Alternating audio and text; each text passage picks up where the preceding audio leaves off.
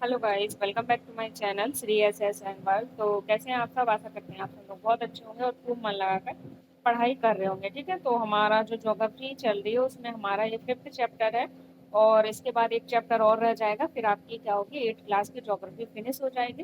Then हम आपकी history या पॉलिटी में से कोई एक फिर से स्टार्ट करेंगे। हिस्ट्री को ऑलरेडी 3 चैप्टर हमने करवा दिए हैं, तो आप देख सकते हो। ठीक है, और जो चैप्टर हो चुके हैं उनको आप रिवाइज करना स्टार्ट कर दीजिए, क्योंकि एग्जाम आपका पास आने वाला है। ठीक है, तो चलो टाइम वेस्ट ना करते हुए स्टार्ट करते हैं अपना चैप्टर।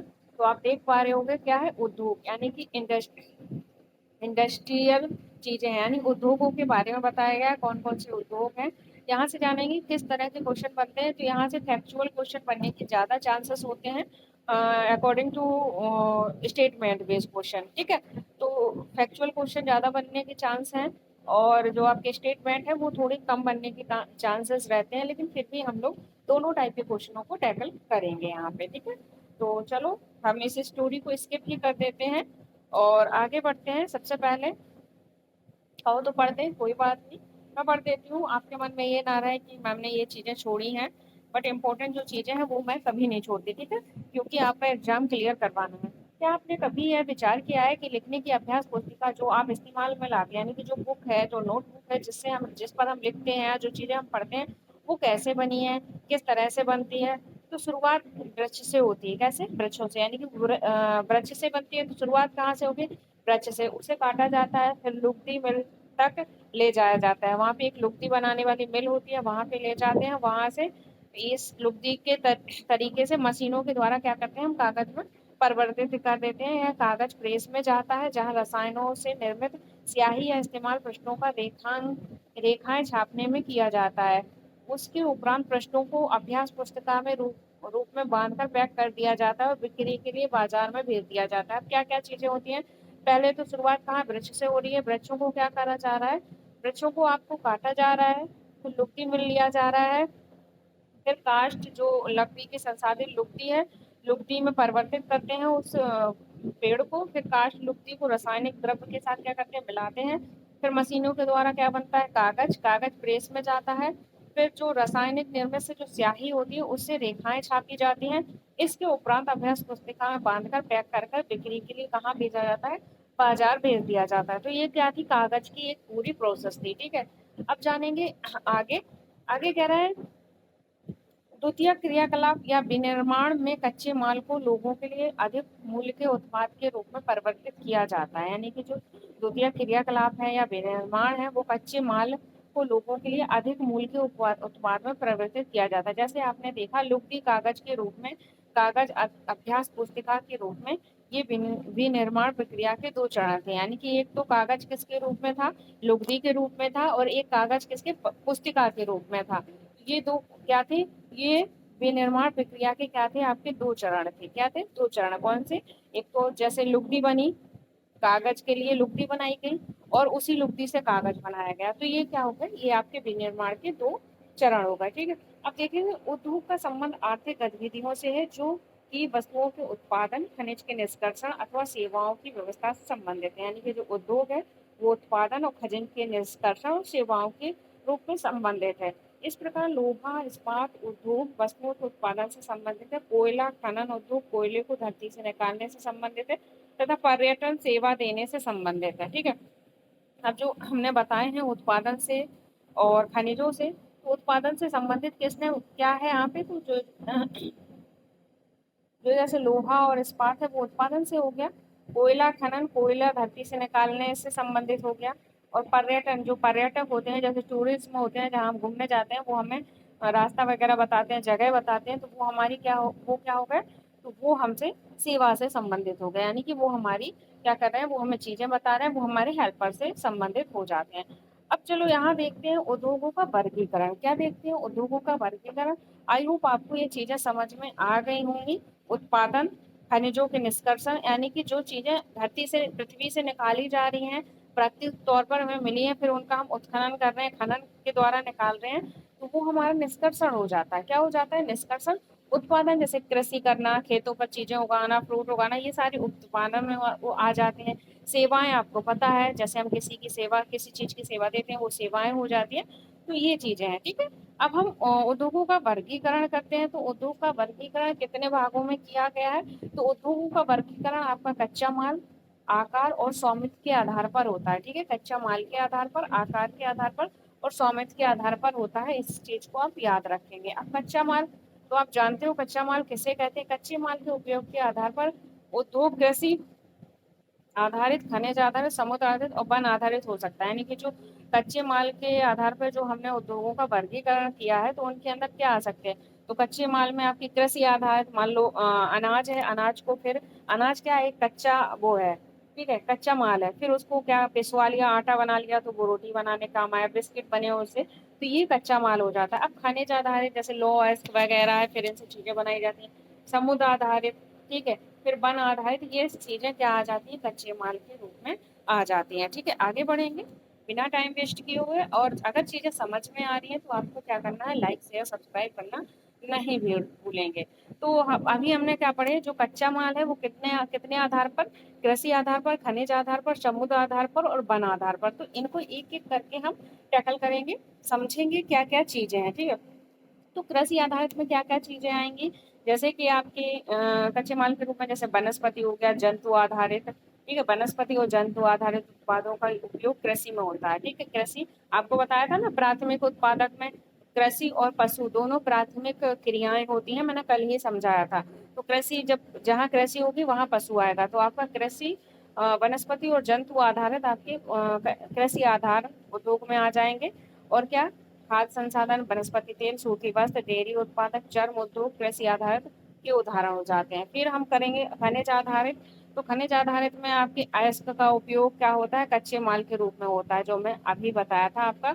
अयस्क का उपयोग किस में होता है, कच्चे माल के रूप में होता है, क्योंकि अयस्क से क्या निर्मित होता है, आपका लोहा और खनिज उद्योग का उत्पादन किया जाता है। ठीक है, ये सारी चीजें। अब हम बात करेंगे समुद्री आधारित उद्योग। ठीक है, क्या, समुद्री आधारित, ये सारे कच्चे माल के उद्योग हैं। तो वो समुद्री आधारित में आप महासागरों से उत्पादन का उपयोग कच्चे माल के रूप में कहते हैं, जैसे समुद्री खाद्य प्रसंस्करण उद्योग, मत्स्य तेल निर्माण, ये क्या हो जाते हैं, ये समुद्री आधारित उद्योग हो जाते हैं। इन्हें आपको ध्यान से पढ़ना है, यहाँ से मैचिंग मैचिंग बेस्ड क्वेश्चन बन सकते हैं। ठीक है, कृषि आधारित कच्चे उद्योग और वन आधारित, समुद्र आधारित, इनसे मैचिंग का क्वेश्चन भी बना सकता है, सिंगल भी पूछ सकता है। ठीक है, हाँ, तो समुद्र आधारित आपको मैंने बता दिया, समुद्र में क्या होता है, खाद्य प्रसंस्करण उद्योग हो जाएगा और आपका मत्स्य तेल निर्माण उद्योग हो जाएगा। ठीक है, अब बात कर लेते हैं वन आधारित उद्योग में, तो क्या क्या चीजें आएंगी, तो आपको पता है कच्चे माल के रूप में हमें क्या मिलती है, वहां से वनों से प्राप्त उत्पाद कच्चे माल के रूप में किया जाता है। जैसे लकड़ी से मैंने क्या किया था, लुगदी, लकड़ी से लुगदी बनी थी, लुगदी को कागज, औषध, रसायन, फर्नीचर, भवन निर्माण, वनों के निर्माण में उपयोगी होते हैं, क्या, हमारे वन आधारित उद्योग। तो आपको चीजें समझ में आ गई होंगी। पहले हमने इनको डिवाइड किया था, एक बार फिर से समझा देती हूँ। पहले हमने इनको उद्योगों को वर्गीकरण किया किसके किसके आधार पर, तो कच्चा माल, आकार और स्वामित्व। ठीक है, फिर हमने क्या पढ़ा, कच्चा माल के बारे में पढ़ा। ठीक है, किसके, कच्चे माल के बारे में। तो कच्चे माल को फिर से इन्होंने डिवाइड किया किन किन भागों में, तो कृषि आधारित उद्योग आता है कच्चे माल में, खनिज आधारित और समुद्र आधारित और आपका वन आधारित आ जाता है। ठीक है, इसके बाद फिर हमें क्या पढ़ना है, आकार के आधार पर। ठीक है, कच्चे माल के आधार पर पढ़ लिया, अब हम आकार के आधार पर उद्योगों को पढ़ेंगे, कौन कौन से आकार के आधार होते हैं। तो आकार में एक बड़ा और एक छोटा, दो ही उद्योग हो सकते हैं, इसके अलावा कोई उद्योग नहीं होता है। तो आकार के आधार पर होते हैं कैसे, जैसे पूंजी की राशि, मान लो कोई पूंजी राशि की नियोजित लोगों की संख्या, उत्पादन की मात्रा, आकार के आधार पर दो भाग होते हैं। यानी कि जैसे हमने पूंजी निवेश की है, जिसके पास ज्यादा पूंजी होती है वो ज्यादा बड़ा उद्योग करते हैं, जिनके पास कम पूंजी होती है वो कम छोटा सा उद्योग कर लेते हैं। तो इस तरह से उद्योग के दो प्रकार हैं, एक आपका हो जाता है लघु उद्योग, क्या हो जाता है, एक आपका, एक मिनट, लघु उद्योग आकार और एक बृहद आकार। ठीक है, लघु और बृहद हो जाता है। ठीक है, अब लघु और बृहद हमने आपको समझा दिया, लघु क्या है, बृहद क्या है।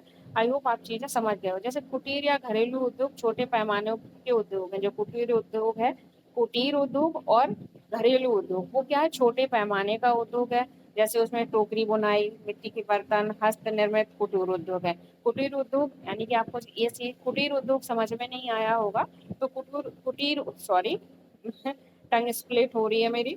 तो कुटीर उद्योग टोकरी बुनाई, बर्तन बनाना और जो हाथों से चीजें बनाई जाती हैं वो आपकी कुटीर उद्योग के अंतर्गत आती हैं। ठीक है, अब बड़े पैमाने पर उत्पादन जैसे की तुलना में छोटे उत्पादन उद्योग कम पूंजी और प्रौद्योगिकी का उपयोग होता है, यानी कि जो बड़े उत्पादन होते हैं उसमें ज्यादा पैसा लगता है, छोटे उत्पादन में कम पैसा लगता है। ठीक है, आगे बढ़ेंगे। जैसे रेशम बुनाई खाद्य प्रक्रमण उद्योग लघु पैमाने के उद्योग हैं। ठीक है, ये भी क्या है, लघु के, जैसे रेशम बुनना हो गया, खाद्य प्रक्रमण उद्योग हो गया। लेकिन जो ऑटोमोबाइल है, भारी मशीनों का उत्पादन है, वो बड़े बड़े उद्योगों में आ जाता है। तो आकार के आधार पे आपके दो हो जाते हैं, एक लघु और एक बृहद। ठीक है, और कच्चे माल के आधार पर आपके चार थे, कौन कौन से, कृषि कृषि और वन और समुद्र और क्या था, खनिज के आधार पर। तो ये चीजें हो जाती हैं। तो आई होप चीजें क्लियर हो रही होंगी। अब बात करते हैं स्वामित्व। ठीक है, तो हमने पढ़ लिया कच्चे माल के आधार पर, आकार के आधार पर। अब हम बात कर लेते हैं किसके, स्वामित्व के आधार पर। स्वामित्व के आधार पर उद्योगों को कैसे किन क्षेत्रों में बांटा गया, ध्यान से सुनना, इंपॉर्टेंट हो जाता है ये। निजी क्षेत्र, राज्य स्वामित्व और सार्वजनिक क्षेत्र। निजी क्षेत्र क्या होता है, जिसपे खुद का स्वामित्व हो, मान लो हमने कोई दुकान डाली, वो हमारी निजी हो गई है। फिर राज्य का स्वामित्व, यानी कि जो सरकारी चीजें होती हैं वो राज्य के। सार्वजनिक सार्वजनिक सार्वजनिक चीजें भी सरकारी वाली चीजें होती हैं। इनको मैं अच्छे से आगे समझाने वाली हूँ। ठीक है, आगे बढ़ते हैं। संयुक्त क्षेत्र और सहकारी क्षेत्र में वर्गीकृत किया जा सकता है। ठीक है, इनको किसमें, संयुक्त और सहकारी क्षेत्र में वर्गित किया जा सकता है। निजी क्षेत्र के उद्योग का स्वामित्व संचालन या तो एक व्यक्ति द्वारा या व्यक्तियों के समूहों द्वारा किया जाता है। ठीक है, जो निजी क्षेत्र का संचालन है वो एक व्यक्ति या व्यक्तियों के समूहों द्वारा किया जाएगा, पर वो क्या है, हमारा निजी है। और जो सार्वजनिक क्षेत्र है, सार्वजनिक क्षेत्र का उद्योग स्वामित्व संचालन सरकार सरकार द्वारा किया जाता है, यानी कि सार्वजनिक सेवाएं हैं, सार्वजनिक केंद्र है, पढ़ते हो ना, तो वो उसका संचालन कौन करता है, उसका संचालन आपकी सरकार करती है। जैसे आपका हिंदुस्तान एरोनॉटिक्स लिमिटेड हो गया, steel authority of India limited हो गया। तो ये चीजें क्या है, आपकी सरकारी गवर्नमेंट द्वारा क्या की जाती है, कंडक्ट की जाती है, वो आपकी सार्वजनिक चीजें हो जाती है। ठीक है, तो निजी और सार्वजनिक आपको ये समझ में आ गई होगी। अब मैं बात करती हूँ संयुक्त क्षेत्र उद्योग की, क्योंकि इसमें बहुत ज्यादा कंफ्यूजन रहती है, मैं उसे क्लियर करने की कोशिश करूंगी। ठीक है, तो संयुक्त क्षेत्र के उद्योग का कहाँ यूज होता है, कैसे यूज होता है। अगर क्लास समझ में आ रही है, आपके लिए यूजफुल है, तो लाइक शेयर सब्सक्राइब करते रहिएगा। और कमेंट तो आप करते नहीं हो, भूल जाते हो शायद, तो प्लीज कमेंट जरूर दिया करो कैसी है। तो जो संयुक्त स्वामित्व वाला जो हमने पढ़ा था, कौन सा संयुक्त, हाँ संयुक्त, एक मिनट से देखते थे।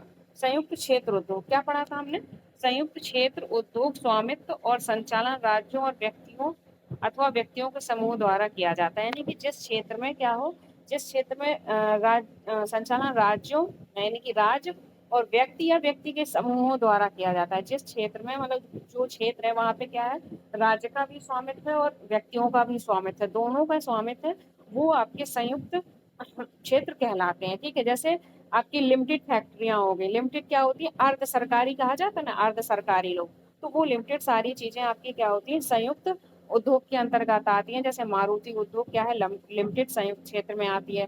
ठीक है, फिर सहकारी क्षेत्र के उद्योग क्या हो जाते हैं, सहकारी क्षेत्र का स्वामित्व संचालन कच्चे माल के उत्पादन और पूर्तिकार और कामगार अथवा दोनों के द्वारा किया जाता है। जो सहकारी क्षेत्र का उद्योग होता है, सहकारी समिति बनाई जाती है, जो हमने पहले पढ़ा था, तो उनमें जो स्वामित्व होता है वो कच्चे माल के उत्पादकों और पूर्तिकारों, कामगार और किसका, स्वामित्वों का, और संचालन कच्चे माल के उत्पादों को और पूर्तिकारों, जो उत्पादन करते हैं, जो पूर्तिकार होते हैं, उन दोनों का स्वामित्व आपका सहकारी क्षेत्र में होता है। जैसे आनंद मिल्क यूनियन लिमिटेड, कौन सी, आनंद मिल्क यूनियन लिमिटेड सुधार डेयरी सहकारी उपक्रम के अंतर्गत आती है। जैसे दूध डेयरी होगी आपकी, कोई मिल्क यूनियन लिमिटेड होगी, ये सारी आपकी सहकारी उद्योग हो जाते हैं। तो आई होप आपको ये सारे उद्योग समझ में आ गए होंगे। ठीक है, अब आगे बढ़ते हैं, उद्योगों की आवस्थिति को प्रभावित करने वाले कारक। ठीक है,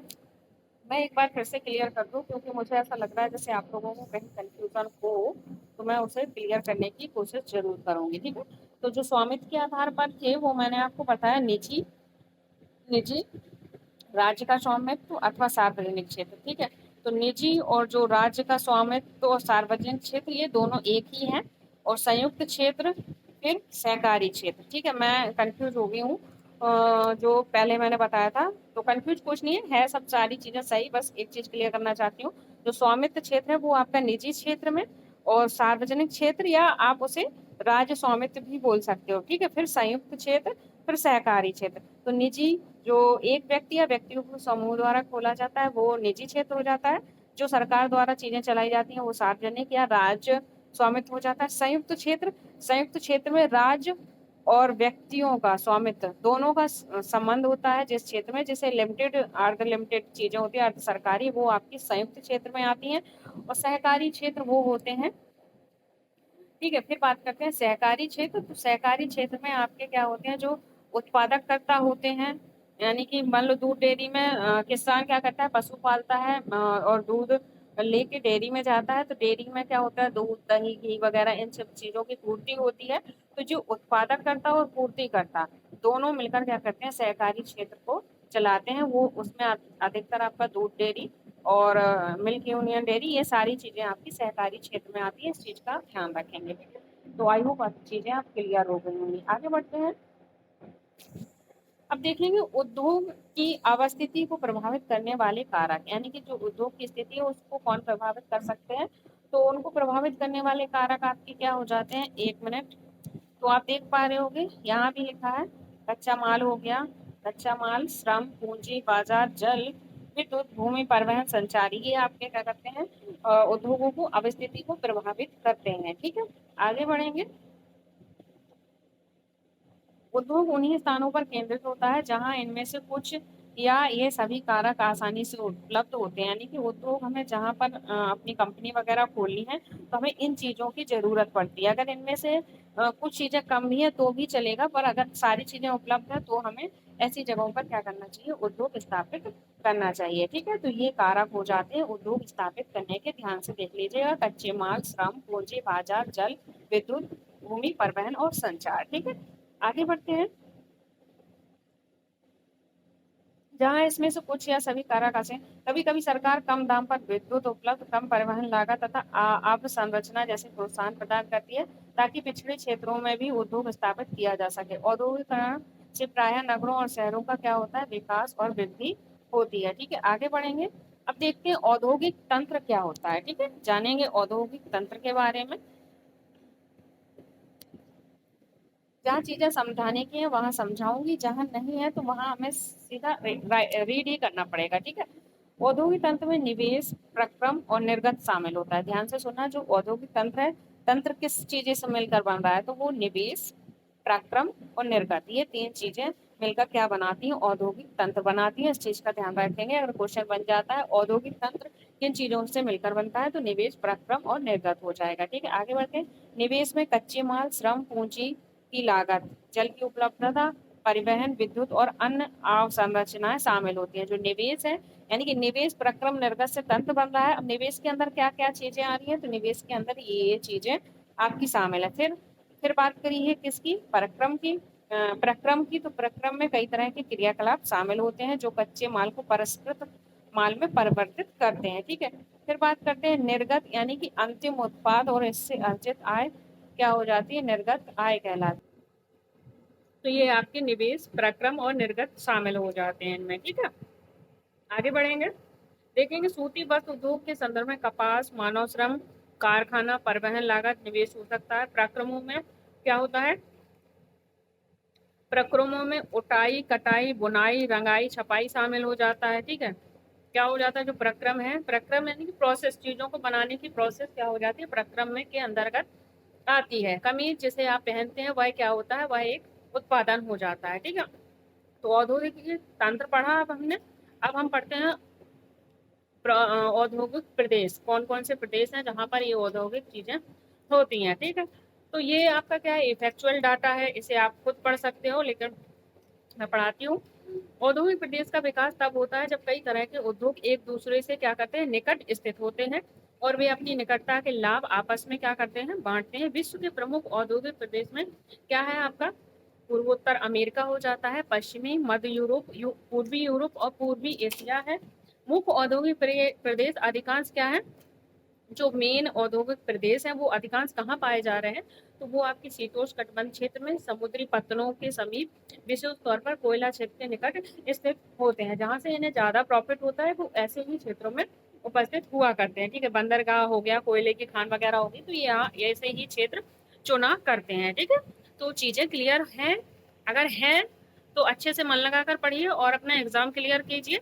कुछ ही दिन बचे हैं, अच्छे से मेहनत कर लीजिए जिससे कि आपको बार बार सीटेट के लिए फॉर्म ना भरना पड़े और एक बार में क्लियर करके अपना आगे की प्रिपरेशन आप स्टार्ट करते हैं। ठीक है, आगे बढ़ते हैं। भारत के अनेक प्रदेश, अब बात कर लेते हैं। अभी हमने विश्व के देखे थे, अब हम भारत के देख लेते हैं। भारत में जैसे मुंबई थाने समूह हो गया, बेंगलोर हो गया, तमिलनाडु हो गया, हुगली हो गया, अहमदाबाद, बड़ोदरा, छोटा नागपुर औद्योगिक प्रदेश, विशाखापट्टनम, गुंटूर औद्योगिक प्रदेश, गुड़गांव, दिल्ली, मेरठ औद्योगिक प्रदेश, और एक आपका कोल्लम, तिरुवनंतपुरम औद्योगिक प्रदेश हो जाते हैं। ठीक है, अब जो औद्योगिक प्रदेश है तो उनको स्थापित होने में एक विपदा आई थी सामने, वो क्या विपदा थी जानेंगे। ठीक है, तो ये इंपॉर्टेंट है, यहाँ से क्वेश्चन कई बार पूछा गया है, तो आप इस चीज को ध्यान में रखेंगे। क्या है देखेंगे।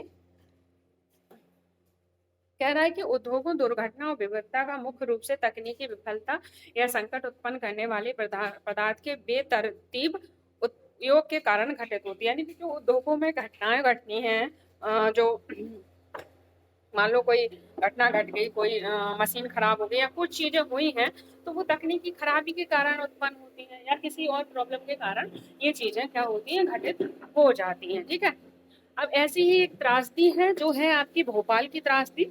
इसकी डेट्स वगैरह सारी इंपॉर्टेंट है, लर्न करके रखना। ठीक है, तो भोपाल की त्रासदी है जो कि 3 दिसंबर, कब, 3 दिसंबर 1984 को लगभग, टाइम यहाँ सही नहीं दिख रहा है, इतने बजे घटित हुई थी। ठीक है, सही नहीं दिख रहा है, एक बार आप लोग रीचेक कर लीजिएगा टाइम कितना था। ठीक है, या देख लेना ध्यान से, क्योंकि कोई भरोसा नहीं है एग्जामिनर का, कुछ भी दे सकता है। ठीक है, भोपाल में 3 दिसंबर 1984 को लगभग इतने बजे ये घटना घटित हुई थी। अब तक की सबसे त्रासदीपूर्ण औद्योगिक दुर्घटना थी, यानी कि जो जब तक की जो घटनाएं हुई थी उनमें सबसे बड़ी दुर्घटना ये थी, और जिनमें यूनियन कार्बन डाई कीटनाशक कारखाने से हाइड्रोजन साइनाइड तथा प्रतिक्रियाशील उत्पादों के साथ साथ अत्यंत विषैली मिथाइल एसोसायनेट यानी कि MIC गैस का रिसाव हुआ था। क्वेश्चन बनता है कि किस गैस के रिसाव के कारण वहां पे ये त्रासदी हुई थी, तो वो आपकी हो जाती है मिथाइल एसोसाइनेट गैस। ठीक है, MIC, इस चीज का भी ध्यान रखेंगे, इंपॉर्टेंट है। ठीक है, आगे बढ़ते हैं। गैस का रिसाव हुआ जिसके कारण 1989 में सरकारी सूचना के अनुसार 35,598 व्यक्ति की क्या हुई, मौत हुई, हजारों लोग बच गए। वो आज भी एक या अधिक बीमारियों से ग्रसित हैं, जैसे कि किसी को अंधापन हो गया, प्रतिरक्षा तंत्र विकृति हो गई, अंतराशोथ विकृति आदि पीड़ाओं से क्या है, वो लोग आज भी ग्रसित हैं। ठीक है, तो भोपाल त्रासदी कब हुई थी और कौन सी गैस के रिसाव के कारण हुई थी, कितने लोग मरे थे, तो ये सारी चीजें आपको याद रखनी होंगी। ठीक है, 23 दिसंबर 2005 को चीन के गांव काओ, कहा, चीन के गांव काओ चोंगजिंग में गैस को विस्फोट से 243 लोगों की मृत्यु हुई थी। ठीक है, और 9,000 लोग क्या हो गए थे वहां पे दुर्घटना। यानी कि अभी हमने भोपाल की त्रासदी पढ़ी, अब हम 2005 में जो चीन गांव में हुई थी, चीन में, वहां पे क्या हुआ, जो विस्फोट हुआ था चोंगजिंग में, तो उससे 243 ही लोग मरे थे। ठीक है, इस स्थानों पर 64 लोगों को विस्थापित किया गया। कई लोग विस्फोट के बाद ना भाग सकने के कारण क्या हुआ, मर गए। वे जो समय पर भाग गए उनकी आंखें, त्वचा, फेफड़े गैस क्या हो गए, क्षतिग्रस्त हो गए थे। ठीक है, तो ये चीजें हमने पढ़ी, तो चीन की पढ़ी और भोपाल गैस त्रासदी दोनों आप याद रखेंगे। ठीक है, अब जोखिम काम करने के उपाय, जो जोखिम में काम लोग करते हैं उनके क्या उपाय हो सकते हैं, तो घने बसे आवासीय क्षेत्रों को औद्योगिक क्षेत्रों से अलग बहुत दूर रखना चाहिए। यानी कि जो घने आबादी वाले देश हैं वो औद्योगिक क्षेत्र से उन्हें दूर रहना चाहिए। औद्योगिक के समीप बसने वाले लोगों को दुर्घटना होने की स्थिति में वैश्यालय खतरनाक पदार्थों के संग्रहण और उनके संभव प्रभावों का ज्ञान होना चाहिए कि किस तरह से गैसीली चीजें अगर प्रवाह हो रही है तो आप ऐसे इन्हें जान सकते हैं। आग की चेतावनी, अग्नि मिशन की व्यवस्था उन्नति किया जाना चाहिए। विषैले पदार्थों का भंडारण क्षमता की सीमा होनी चाहिए। उद्योगों में प्रदूषण और नियंत्रण को उपाय के को उन्नत किया जाना चाहिए। तो ये सारी चीजें होनी चाहिए, तो बहुत इंपॉर्टेंट था जो मैंने आपको बताया। ठीक है, आगे बढ़ते हैं, ये बॉक्स देख लेते हैं। तो कह रहा है कि उभरते हुए सनराइज उद्योग के नाम से भी जाने जाते हैं। इसमें सूचना प्रौद्योगिकी, स्वास्थ्य लाभ, सत्कार तथा ज्ञान से संबंधित उद्योग शामिल होते हैं। जो सनराइज उद्योग है उसके अंदर क्या आता है, सूचना प्रौद्योगिकी और स्वास्थ्य लाभ और सत्कार, लाभ सत्कार तथा ज्ञान से संबंधित चीजें आपकी सनराइज उद्योग के अंतर्गत आती हैं। अब प्रमुख उद्योगों का वितरण, जो उद्योग है उनका वितरण कैसे होता है जानेंगे। विश्व के प्रमुख उद्योग लोहा इस्पात उद्योग, सूती वस्त्र उद्योग। कौन कौन से? लोहा, सूती, सूचना प्रौद्योगिकी उद्योग। लोहा इस्पात उद्योग, वस्त्र उद्योग काफी पुराने उद्योग हैं। ठीक है, लोहा और वस्त्र वाला उद्योग क्या है, ओल्ड यानी कि काफी पुराना उद्योग है। जबकि जो सूचना प्रौद्योगिकी है, आईसीटी है हमारा, वो क्या है, नया उद्योग है। यानी कि इंटरनेट का जमाना क्या है, अभी आया है, तो ये क्या हो जाता है, नया हो जाता है। ठीक है, वे देश जिसमें लौ इस्पात उद्योग अवस्थित हैं। तो जहाँ पे लौ इस्पात है वो कौन कौन से देश हो जाते हैं, एक बार पढ़ लेंगे। जर्मनी हो जाता है, संयुक्त राज्य अमेरिका, चीन, जापान और रूस। ठीक है, वस्त्र उद्योग कहाँ पाए जा रहे हैं आपके, तो वस्त्र उद्योग भारत, ठीक है, भारत में, हांगकांग, दक्षिण कोरिया, जापान, ताइवान में संकेंद्रित है। फिर बात करते हैं सूचना प्रौद्योगिकी उद्योग कहाँ कहाँ है, तो मध्यवर्ती कैलिफोर्निया के सिलिकॉन घाटी और भारत के बेंगलुरु। ठीक है, तो आईसीटी वाला इंपॉर्टेंट हो जाता है कहाँ, मध्यवर्ती की कैलिफोर्निया के सिलिकॉन घाटी में। ठीक है, अगर कैलिफोर्निया सिलिकॉन घाटी दोनों में से कोई आता है तो उन्हें टिक कर सकते हो आप। ठीक है, और भारत के बेंगलुरु प्रदेश में, दोनों नहीं आएगा, एक ही आएगा। ठीक है, इस चीज का ध्यान रखेंगे। तो हमने लौ इस्पात और वस्त्र और प्रौद्योगिकी कहाँ कहाँ है वो मैंने पढ़ा दिया। अब लौ इस्पात उद्योग क्या होते हैं जानेंगे डिटेल इनकी। ठीक है,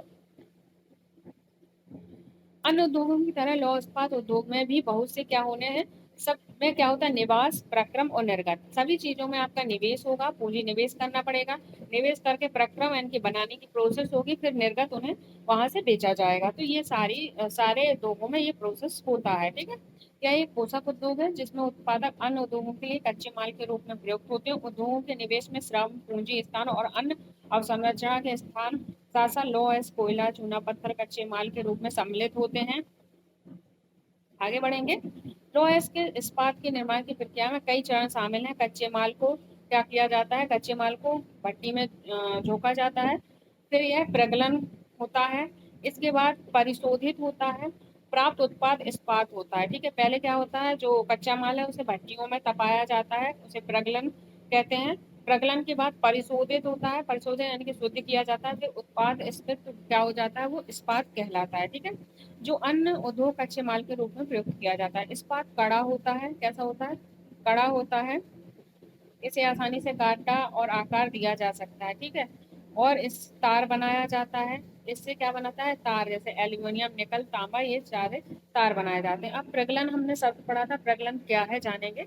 यह एक ऐसी प्रक्रिया है जिसमें धातुओं को उसके अयस्क द्वारा गलनांक बिंदु से अधिक तापमान पर निष्कर्षित किया जाता है। ठीक है, जो गलनांक बिंदु है उससे अधिक तापमान पर निष्कर्षित किया जाता है, यानी कि इसे गलाया जाता है। ठीक है, तो आई होप चीजें क्लियर हो रही होंगी। आगे बढ़ते हैं, तो हम जो इस्पात है उसे आसानी से क्या करते हैं, काट कर आकार देते हैं, उसे तार वगैरह बनाते हैं, ये सारी चीजें बनाई जाती हैं। ठीक है, आगे बढ़ेंगे, अन्य धातुओं को थोड़ी थोड़ी मात्रा में इस्पात में मिलाकर इसकी मिश्र धातु बनाई जाती है। यानी कि जो इस्पात है उसमें कोई और धातु मिलाकर क्या कर सकते हैं, मिश्र धातु बना सकते हैं। मिश्र धातु इस्पात को असमान कठोरता, दृढ़ता और जंग प्रतिरोधक क्षमता प्रदान करती है। जो मिश्र धातु है, अन्य धातु जो मिलाई जाती है उनके लिए किस काम का प्रयोग करती है, तो वो धातु में कठोरता और जंग प्रतिरोधक यानी कि जंग ना लगे उससे लड़ने की क्षमता प्रदान करती है। इस्पात प्राय आधुनिक उद्योग का मेरुदंड कहलाता है। क्वेश्चन बन जाएगा कि मेरुदंड किस धातु को कहा जाता है, तो इस्पात हो गया। ठीक है, लगभग सारी वस्तुएं जिनका हम लोग उपभोग करते हैं ये वे या तो लोहा या इस्पात से बनी होती है। यानी जो हम चीजें रोजमर्रा में यूज करते हैं वो हमारी या तो आयरन की होती है या स्टील की होती है। इस चीज का आप ध्यान रखेंगे। ठीक है, जो स्टील के बर्तन वगैरह होते हैं। इन धातुओं का निर्माण औजार मशीनों जैसे आपकी किस चीज में होता है, तो रेलगाड़ी, ट्रक, ऑटो रिक्शा, इनमें किया जाता है। सेफ्टी पिन, सुई, इनमें किया जाता है। तेल कूप से बनी मशीनों से वेधित किया जाता है। ये सारी चीजें होती हैं। ठीक है, इस्पात पाइपलाइन, तेल परिवहन, एक मिनट, किया जाता है। खनिज का खनन इस्पात के उपकरण से होता है। कृषि के यंत्र इस्पात से बने होते हैं। जो कृषि के यंत्र है वो भी इस्पात से बने होते हैं।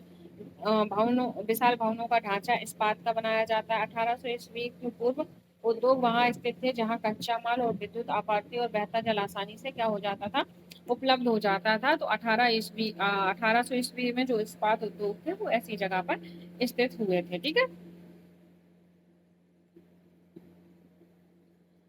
फिर उसके बाद क्या हुआ, बाद में, एक मिनट, बाद में स्थित क्षेत्र के समीप नहरों और रेलवे के निकट थी। यानी कि बाद में जो कोयला का क्षेत्र, बाद में क्या हुआ, उद्योग के लिए आदर्श स्थिति क्या हुई, कोयला का क्षेत्र के समीप नहरों और रेलवे के निकटता हुई। 1905 के बाद लोहा और इस्पात उद्योग समुद्र पत्तन के निकट सपाट भूमि के विशाल क्षेत्र में केंद्रित होकर शुरू हो गए थे। ठीक है, तो 1905 में ये दोनों क्षेत्र एक साथ संकेंद्रित हो गए थे। एक बार मैं फिर से पढ़ देती हूँ जिससे कि आपको कंफ्यूजन ना रहे। कृषि यंत्र में इस्पात बने होते हैं, यानी कि कृषि यंत्र से भी कृषि यंत्र जो होते हैं वो भी इस्पात से बना होते हैं। ठीक है, 18 ईस्वी के पूर्व इस्पात उद्योग वहां स्थित थे जहां क्या था, कच्चा माल था, विद्युत आपूर्ति यानी कि विद्युत की आपूर्ति थी और बहता जल आसानी से उपलब्ध था। बाद में फिर क्या हुआ, बाद के उद्योग के लिए आदर्श स्थित कोयला क्षेत्र के समीप नहरों और रेलवे के निकट था। और बाद में ये दोनों उद्योग मिलकर कहाँ पर स्थित हो गए, तो ये समुद्र पत्तन के निकट स्थित हो गए थे। ठीक है, ज्यादा इम्पोर्टेंट नहीं है। ठीक है, क्योंकि इस्पात का निर्माण कार्य इस समय तक बहुत विशाल हो गया था, लौह अयस्क विदेशों से आयात करना पड़ता था। भारत में लौह इस्पात उद्योग, कच्चा माल, सस्ते श्रमिक और परिवहन बाजार आसानी से मिल जाता था। ठीक है, तो 1850 से 1950 तक सर्वोत्तम अवस्थित उद्योग, फिर 1800 से पूर्व अवस्थित उद्योग, और 1905 में यहाँ पे ये दोनों उद्योग स्थापित हो गए थे, देख पा रहे होगे आप। ठीक है, ये देखो इस्पात बन रहा है, क्या बन रहा है, इस्पात बन रहा है। ये भट्टी है, यहाँ सब चीजें उन्होंने डाल दी और यहाँ से ये सारी चीजें निकल रही है। यहाँ पे प्रगलन हो रहा है, धातु मल कर रहा है, यानी कि गंदगी निकल रही है, यहाँ से लोहा तैयार हो रहा है। तो ऐसे चीजें ये बनाई जाती हैं। ठीक है, आगे बढ़ते हैं।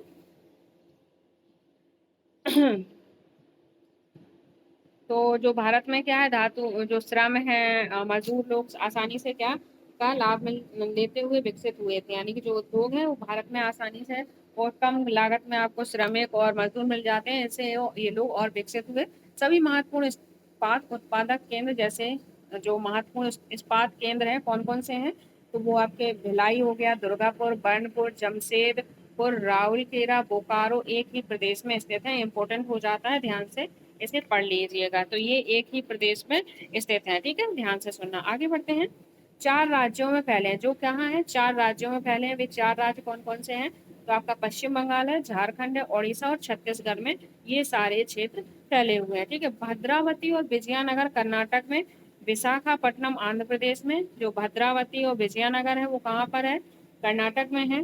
विशाखापट्टनम आपका आंध्र प्रदेश में है। सलेम तमिलनाडु और अन्य महत्वपूर्ण इस्पात के केंद्र हैं जो स्थानीय संसाधन का उपयोग कर रहे हैं। ठीक है, तो ये कहाँ कहाँ ये देख लेंगे। अब जमशेदपुर के बारे में पढ़ लेते हैं, इंपॉर्टेंट है। तो जमशेदपुर में क्या कह रहे हैं, 1947 से पूर्व भारत में केवल एक इस्पात कारखाना था। ठीक है, 1947 से पहले केवल एक ही कारखाना था। वो कौन था, Tata iron and steel company limited, TISCO. ठीक है, अगर इस चैप्टर से क्वेश्चन पूछेगा तो आपका या तो भोपाल गैस त्रासदी वाला आ सकता है, या फिर ये जमशेदपुर वाला क्वेश्चन आ सकता है। ठीक है, तो 1947 से पहले कौन सी थी, Tata iron and steel company, जिसको शॉर्टकट में कहा कहते थे, टिस्को कहा जाता था। ठीक है, यह निजी स्वामित्व में स्थापित थी। कैसे, निजी स्वामित्व, अभी आपने पढ़ा है निजी स्वामित्व क्या होता है। ठीक है, स्वतंत्रता के पश्चात सरकार ने यह कार्य अपने हाथ में ले लिया था। जैसे ही हम लोग इंडिपेंडेंट हुए तो ये जो कार्य था, इनकी कंपनी का कार्य था, इसे ने क्या किया, सरकार ने अपने हाथ में ले लिया और बहुत से लोहा इस्पात संयंत्र स्थापित किए। झारखंड में स्वर्णरेखा और खरकई नदियों के संगम के समीप साकची में सन 1907 में टक्सी की शुरुआत हुई थी। ठीक है, तो इम्पोर्टेंट हो जाता है, टक्सी की शुरुआत कहाँ हुई थी, तो झारखंड के स्वर्णरेखा और खराई नदी के संगम, यानी कि संगम जहाँ मिलन होता है दोनों का, समीप साकची में 1907 में टिस्को की क्या की गई थी, शुरुआत की गई थी। बाद में सकाची का नाम बदलकर क्या रख दिया गया, जमशेदपुर। क्वेश्चन बन जाएगा कि सकाची किसको कहा, किस इलाके को कहा गया, तो वो जमशेदपुर को कहा गया। भौगोलिक रूप से जमशेदपुर देश में लोहा इस्पात केंद्र के रूप में सर्वाधिक और सुविधाजनक स्थान था। ठीक है, तो औद्योगिक क्षेत्र ऐसी जगह स्थापित किए जाते थे जहां उन्हें आसानी से चीजें मिल सके। ठीक है, तो आई होप आपको चीजें समझ में आ रही होंगी। तो ये इम्पोर्टेंट है, इसलिए मैं आपको ये चीजें बता रही हूँ। ठीक है, तो आप देख पा रहे हो, एक बार मैप दिखा दूं तो ये देखो, ये है स्वर्णरेखा नदी, ये है खरकाई नदी। ठीक है, अब इन दोनों के यहाँ देखो, ये टाटा क्या है, टाटा इस्पात कार यहाँ पर स्थापित किया गया है। यहाँ से रेलवे लाइन जा रही है, तो रेलवे लाइन से इनका जो लोहा है वो आसानी से इधर से उधर आ जा सकता है। तो ये लोग ऐसे ही क्षेत्र ढूंढा करते थे। ठीक है, साक्षी को कई कारण से इस्पात संयंत्र स्थापित करने के लिए चुना गया। वह स्थान बंगाल नागपुर रेल मार्ग पर काली माटी स्टेशन से कितनी दूर था, तो 32 किलोमीटर दूर पे स्थित था। ठीक है, तो रेल मार्ग है तो उन्हें जो अपना लोहा है बेचने में आसानी होगी। ठीक है, फिर क्या है, वह स्थान लोहा कोयला और मैग्नीज निक्षेपों के साथ साथ कोलकाता के निकट भी था। ठीक है, जो यहाँ पर जमशेदपुर में ये कंपनी खोली गई, किस रीजन से खोली गई, तो वो रीजन ये थे। ठीक है, जहाँ एक विशाल बाजार था।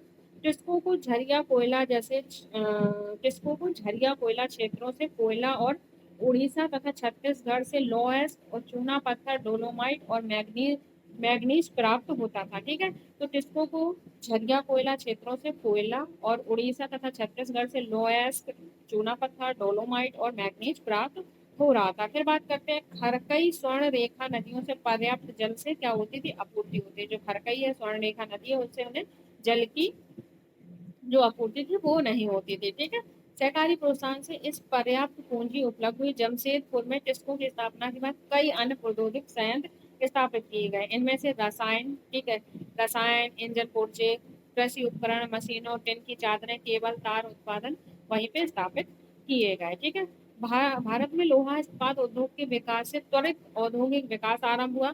भारतीय उद्योग के लगभग सभी क्षेत्रों में अधिकांश आपने आधारभूत अवसंरचना के लिए लोहा इस्पात उद्योग पर निर्भर है।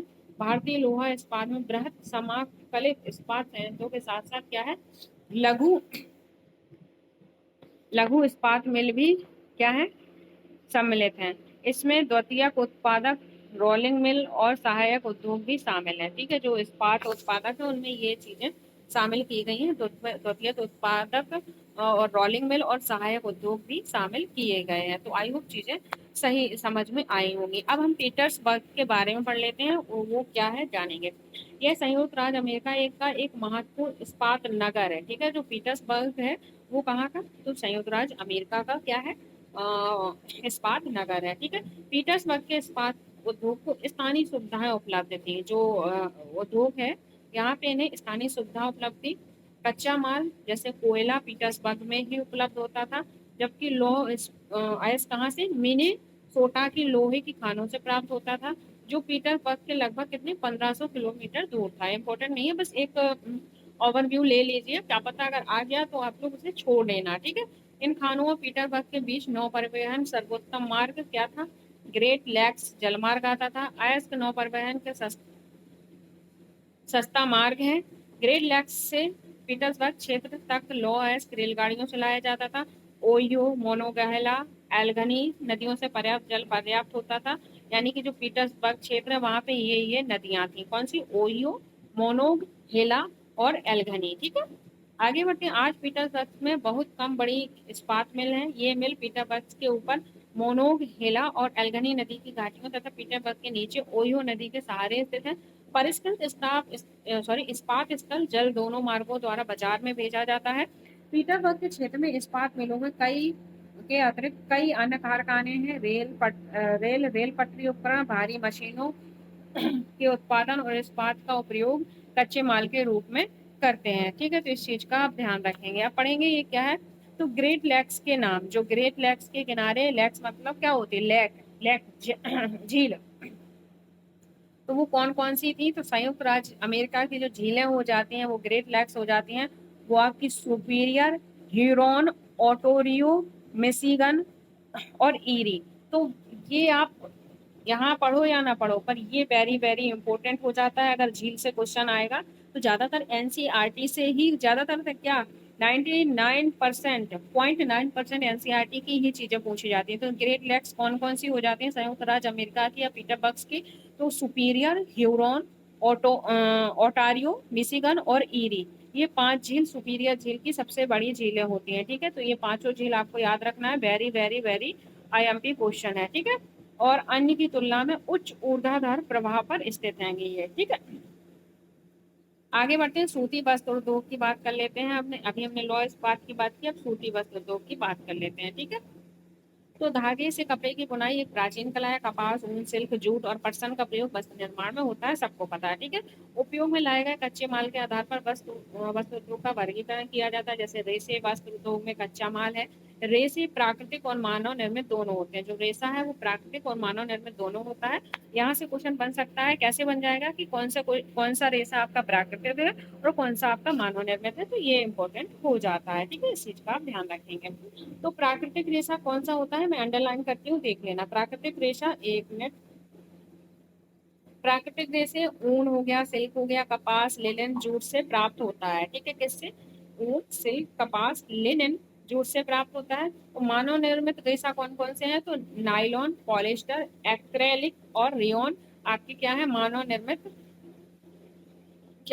निर्मित रेशे हो जाते, ठीक है। तो ये इंपॉर्टेंट है, इसे आप लोग स्किप नहीं करेंगे। प्राकृतिक रेशा और मानव निर्मित रेशा, तो इनको आराम से देख लेना, ठीक है। आगे बढ़ते हैं। आगे कह रहा है कि सूती वस्त्र उद्योग विश्व के प्राचीन उद्योगों में से एक है। 18वीं सदी की औद्योगिक क्रांति तक सूती वस्त्र हस्तकताई और तकनीकों एवं हस्तकरघों से बनाया जाता था। 18वीं सदी में क्या थे, पावरलूम, और ब्रिटेन के बाद विश्व में अन्य दूसरे भाग में सूती वस्त्र उद्योग विकास को आगे बढ़ाया। आपने पढ़ा है ये सब। भारत कहाँ कहाँ, भारत हो गया, चीन, जापान, संयुक्त राज्य अमेरिका सूती वस्त्र उद्योग के क्या हो जाते हैं, उत्पादक हो जाते हैं, ठीक है। क्या हो जाते हैं, उत्पादक हो जाते हैं। इस चीज का आप ध्यान रखेंगे, ठीक है। आगे बढ़ते हैं। भारत में अति उत्तम गुणवत्ता से सूती वस्त्र उत्पादन करने की गौरवपूर्ण परंपरा है, यानी कि हमारे यहाँ बहुत ही अच्छा सूती वस्त्र उत्पन्न होता है। ब्रिटिश शासन से पूर्व हाथ से कते और हाथ से बुने हुए वस्त्र का विस्तृत भारतीय बाजार था, ठीक है। जब हमारा ऊपर ब्रिटिशों का शासन नहीं था, तब हमारा जो व्यापार था बहुत अच्छा चल रहा था सूती वस्त्रों का। जैसे ढाका का मलमल, याद रखना, वेरी इंपॉर्टेंट अगेन। ढाका का क्या हो जाता है, मलमल, बहुत इंपॉर्टेंट है, ध्यान से सुनना, मैचिंग का क्वेश्चन बन सकता है। ढाका का मलमल, मसूलीपट्टनम की छीट और कालीकट के कैलिके, और बुरहानपुर का क्या था, देखेंगे आगे। तो बुरहानपुर का आपका, बुरहानपुर और सूरत व बड़ोदरा की सुनहरी जरी वाले काम के सूती वस्त्र, ठीक है। तो ये इंपॉर्टेंट है, इनको नहीं छोड़ना है। क्यों नहीं छोड़ना है, क्योंकि ये सीधे डायरेक्ट फैक्चुअल क्वेश्चन होते हैं। अगर आप लोग यही गलत करोगे तो फिर कैसे काम चलेगा, तो इसलिए मैं इन्हें कहती हूँ कि इन्हें नहीं छोड़ना है, और यहाँ से क्वेश्चन बनते हैं, ठीक है। वस्त्र गुणवत्ता और डिजाइन के लिए विख्यात है, मैंने बता दिया कौन कौन से, ध्यान से देख लेना, एक बार फिर से बता दूंगी अभी, ठीक है। लेकिन हाथ से बने होने के कारण सूती वस्त्र को क्या होता था, महंगा होता था, बनने में अधिक समय लगता था। इसलिए परंपरागत सूती वस्त्र उद्योग पश्चिम के नए वस्त्र मिलों में प्रतिस्पर्धा नहीं कर पाए, क्योंकि वो मशीनों से ज्यादा उद्योग बनाते थे, इसलिए उनका क्या होता है, सस्ते होते थे वो, ठीक है। सस्ते और अच्छी गुणवत्ता वाले वस्त्रों का निर्माण यांत्रिकरण औद्योगिक यूनिट में करते थे। पहली सफल यांत्रिकरण वस्त्र मिल, ठीक है, इंपोर्टेंट अगेन पूछ लेता है कि जो पहली सफल यांत्रिकरण वस्त्र मिल कहाँ खोली गई, तो वो मुंबई में 1854 में स्थापित की गई। कोष और आर्द्र जलवायु, मशीनी आयात और पत्तन माल की अच्छी उपलब्धता और दक्ष श्रमिक प्रदेश के उद्योग द्रुत फैलाव में क्या होते हैं, सहायक होते हैं। प्रारंभ में यह उद्योग कहाँ, महाराष्ट्र और गुजरात राज्य के अनुकूल जलवायु के कारण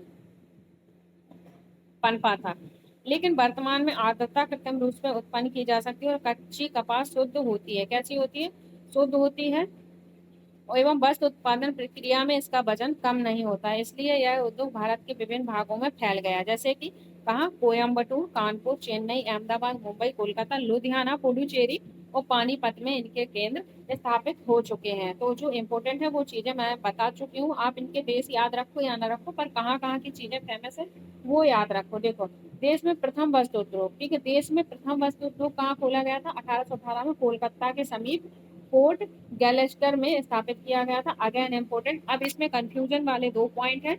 एक तो ये कि पहली यहाँ पे भी मुंबई में दिया गया है, यहाँ पे तो अगर नॉर्मल पूछे कि देश की प्रथम वस्त्र उद्योग कहाँ खोला गया था, तो आपको आंसर देना है 1818 कोलकाता।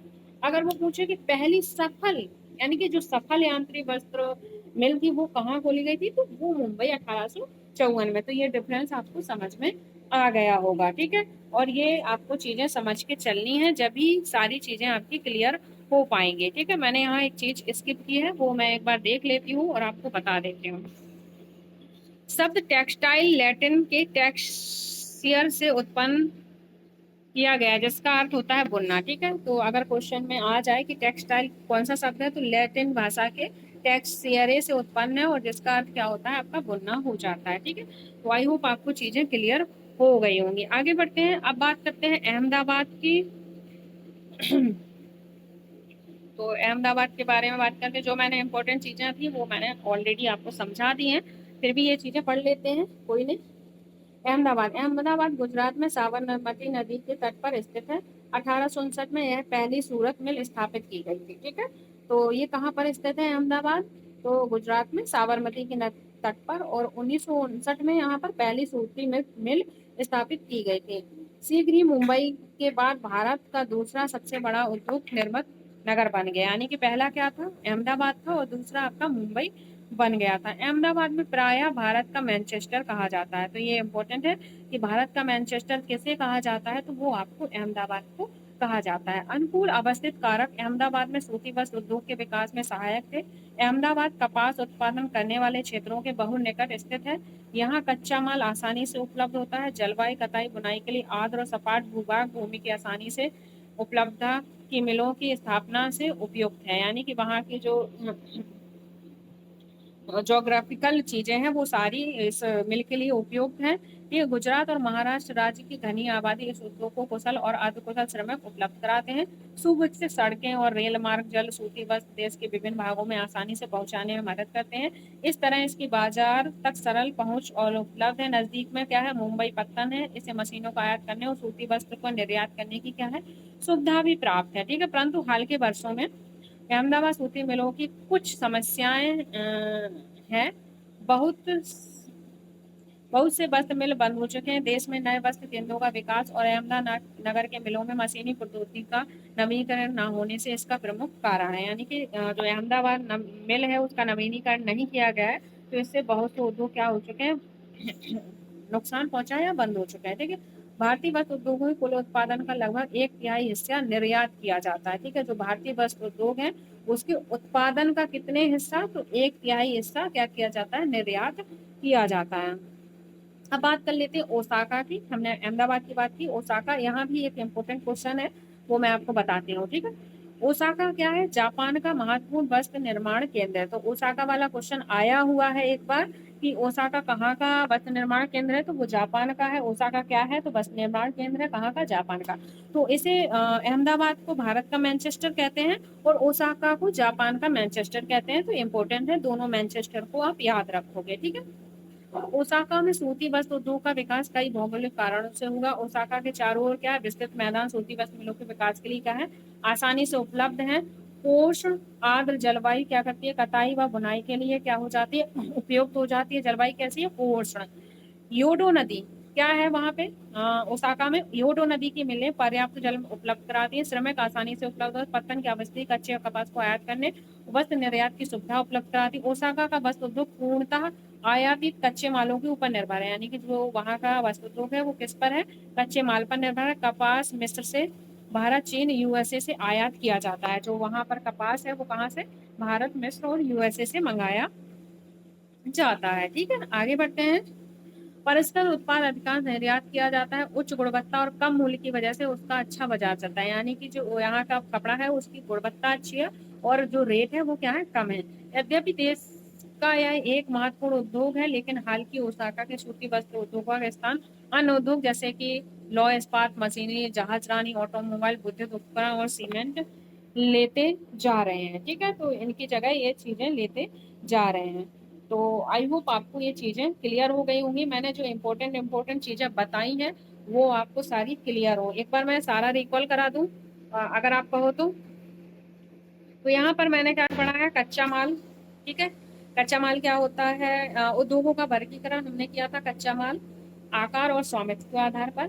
तो कच्चा माल के अंदर आपका कौन कौन से आए थे, कृषि आधारित, खनिज आधारित, समुद्र आधारित और वन आधारित आ जाता है। ठीक है, फिर हमने आकार के आधार पर पढ़ा था लघु उद्योग और बृहत उद्योग। फिर हमने क्या पढ़े थे, स्वामित्व के आधार पर तो स्वामित्व के आधार पर आपके कौन कौन से थे? निजी क्षेत्र, सरकारी या सार्वजनिक या राज्य स्वामित्व वाले क्षेत्र, संयुक्त क्षेत्र और सहकारी क्षेत्र। ठीक है, आगे बढ़ते हैं। फिर हमने क्या पढ़ा है? फिर हमने पढ़ा है उद्योगों की अवस्थिति। तो अवस्थिति में ये चीजें हमें जरूरी है, जैसे कच्चा माल, श्रम, पूंजी, बाजार, जल, विद्युत, इन चीजों की जरूरत होती है, वहीं पर हमारे उद्योग स्थापित किए जाते हैं। उद्योग तंत्र में कौन कौन सी चीजें? निवेश, प्रक्रम और निर्गत, ये चीजें शामिल होती हैं। औद्योगिक प्रदेश मैंने बताए थे, ये हैं। फिर हमने क्या किया है? फिर औद्योगिक विपदा कहाँ आई थी? वो भोपाल गैस त्रासदी और चीन की हमने पढ़ी। फिर हमने क्या पढ़ा? फिर हमने प्रमुख उद्योग पढ़े, जिसमें से लौह इस्पात के बारे में पढ़ा, कहाँ कहाँ होता है, कैसे होता है।